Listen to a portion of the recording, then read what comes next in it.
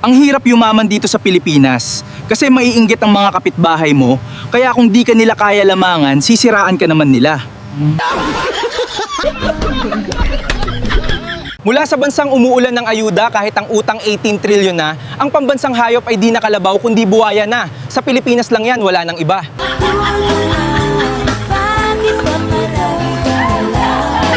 Mag-ingat ka sa katrabaho mong sipsip ang plastic dahil pangiti-ngiti lang yan sa'yo pero lihim ka na niyang tinichismis at sinisiraan sa boss mo. Ma-promote lang siya. Nagkape, nagpalpitate, nagpromise na di na magkakape, na wala ang palpitation, nagkape uli. Ayun, nagpalpitate uli.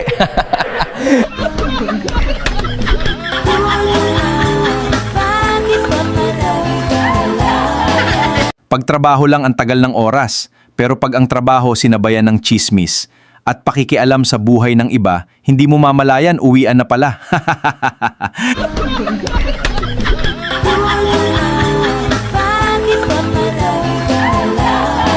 Nagtrabaho para may panggala, pero di na makagala kasi araw-araw ang pasok sa trabaho.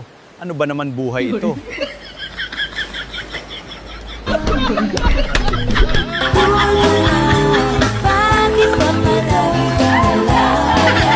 Pre, tanungin mo ako ng English, sagutin kita ng Spanish. What is important, heart or mind? Spanish!